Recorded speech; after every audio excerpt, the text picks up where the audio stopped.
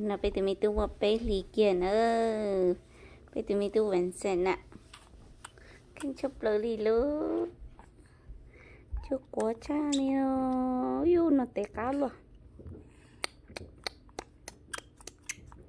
yêu nó té cá luôn chỉ nó té à tu tu chỉ nó té hello mà mình tu hello mà tu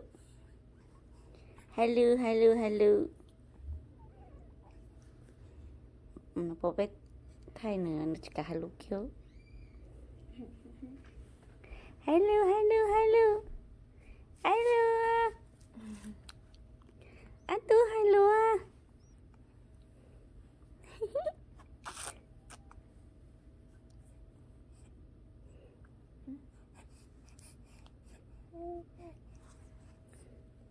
No, these are the new ones. I think. Yeah, this one's the gần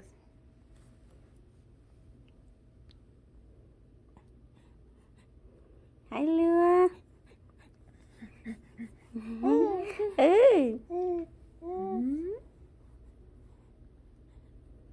hello nè mấy chú mở hello nè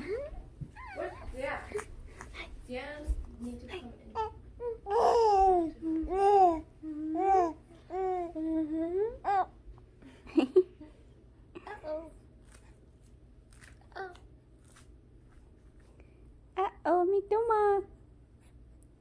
mấy chú mở hello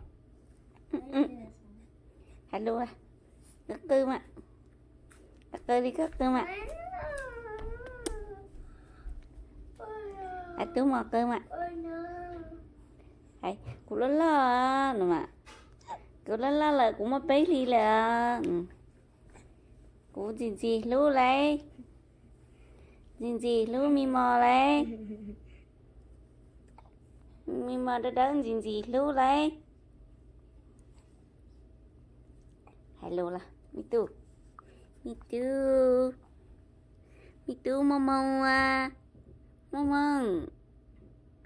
à tu mong à mi tu mà hello à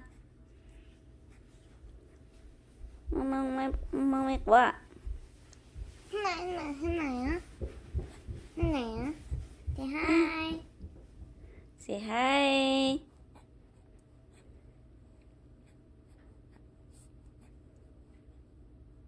say hello hello Boo boo. Baby. Dun. Ding. hello baby